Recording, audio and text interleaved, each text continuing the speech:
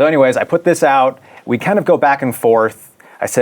Finally I said, now that I have your attention, why don't you focus on bettering the education system here in Denver rather than, get into these Twitter wars.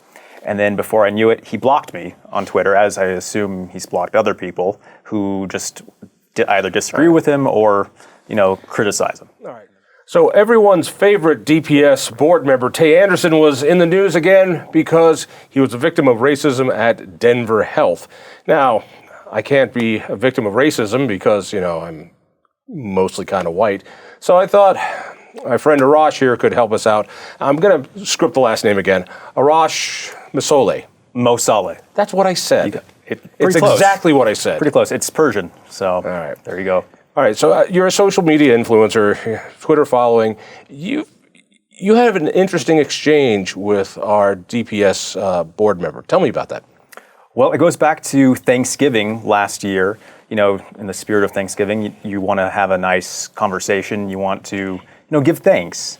So he had put out something about how his brother would rather have spent Thanksgiving with a white woman versus him and how it hurt him. And, this is wait. This is a whole thing. You can pull it up the tweets. He was upset because the brother would rather spend Thanksgiving with a white woman versus Tay. And he tweets this out to 30,000 plus followers. He's joking, obviously. I would write something like that. It's obviously humor. Obviously humor, but, Is it? I mean, I guess to some people it would be obvious, to others it wouldn't. I mean, to me, I thought it was humorous, but, if no one else is going to hold him accountable, I thought I might as well. So I call him out on it, and, he doesn't follow me, and I didn't actually put his Twitter handle in my tweet. But somehow he saw my tweet, called me out, put me on blast, as they say. What does that mean, put you on blast? Like, who is this guy? Like, do you know the meaning of humor? Is this really racism to you? And who are you to school me on racism? Basically because you're not black. And, I'm not a white guy with blonde hair, blue eyes either. So anyways, I put this out. We kind of go back and forth. Finally I said, now that I have your attention, why don't you focus on bettering the education system here in Denver rather than, get into these Twitter wars. And then before I knew it, he blocked me on Twitter, as I assume he's blocked other people who just either disagree with him or, criticize him. All right. And then that's where that stands. We both know Lauren Boebert, who's a congresswoman. You've been supportive of her campaign, and she blocked somebody on Facebook. This resulted in a civil action against her, the complaint filed against her, because as an elected official, she can't do that. In fact, David Lane, I believe, is the one heading that up, and he's a good friend of mine. I thought an elected official wasn't supposed to block constituents from his social media. I mean, that seems right to me. So, it goes both ways. If Lauren Boebert, our new congresswoman, who, as you said, I support, is facing a lawsuit, actually from, I believe it's a former lawmaker here in the state, Bree Buentello. If she's suing her for blocking her on Twitter and she's a constituent, then I don't see why I or someone else couldn't sue Tay Anderson, for example, for the same thing. I live in Denver. I'm a private citizen. I'm his constituent technically, so why not? My sense is that it's more than just him blocking you. I get a sense there's something about his race baiting that really bothers you. Tell me about it. Why? I think that's all you wouldn't understand, white boy. You wouldn't understand. That's all he knows. And as a matter of fact, you just have to look at all of his tweets up until recently, with some kind of an incident at Denver Health. It's all he knows. It's just the race card. And for those who don't know, so he got abusive at Denver Health. Said that a whole bunch of cops came and threatened him and said this would never have happened if I was white. And the police said, no, there was like one cop there. He was the security guard. Yeah. And, for people who live in Denver, Denver Health, it's had a history of, that's where you go if you get shot or if there's gang violence or whatever. It's not exactly, it's like an inner city hospital. So you just never know, what could happen in the lobby. And the ironic thing is, no one would even ever have known what had happened there had Tay Anderson not put this out to his Twitter followers and let the whole world know what happened. And then it becomes a whole thing, and it's just becomes a cycle. Disproven. And it becomes It disproven. wasn't a thing. It was, I'm looking to become victimized so I can cash in again for the publicity of being victimized. I call it perpetually the victim. Why does that bother you? It bothers me. If only you were a minority, you would understand this. If only I were a minority. Well, I mean, this is my big television debut with John Caldera. Yeah. And so obviously people don't know who I am. I'm a first generation American, half Mexican, half Iranian. My parents weren't born here. English is my first language because that was the common language at home. So, I mean, it bothers me because I can only speak from my personal experience. And I know that this is a hot button issue, especially after 2020. But I just don't agree with just always resorting to the lowest common denominator of race as the reason to garner attention or to, gain public sympathy.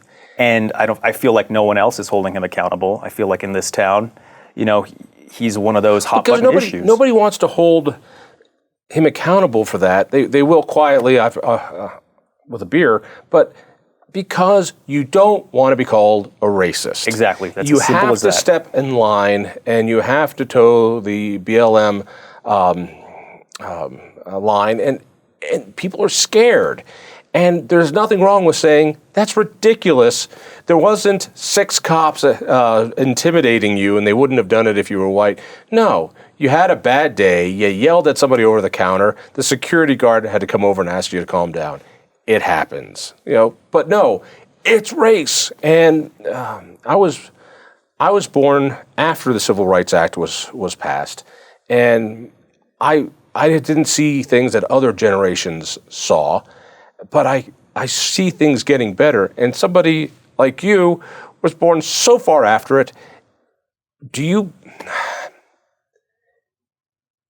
think guys like Tay Anderson should be called out and say, you're obviously playing a race card that you don't deserve to play? Definitely. But I don't think people are calling him out. Why not? I mean, I think it goes down to they're afraid. They're afraid, like you said, for being labeled a racist, for not supporting minorities in this country. And that's unfortunate because then people like Tay Anderson get away with it, and it's a perpetual cycle that goes on and on. He says something happened to him because of race, and then you get BLM 5280, the local chapter, I guess, putting out a statement saying that, it's a bigger issue having to do with minorities and how they're treated in the healthcare system, all because of an incident that happened allegedly in the lobby of Denver Health. And it's all because he put it out there. I wonder if African Americans look at somebody like Tay Anderson and go, there are issues of access to good care, even at Denver Health. And Tay, you're not helping us at all. What you're doing is making it more difficult because you make it so apparent that you are race baiting and rushing to places where you can scream you're a victim. Right.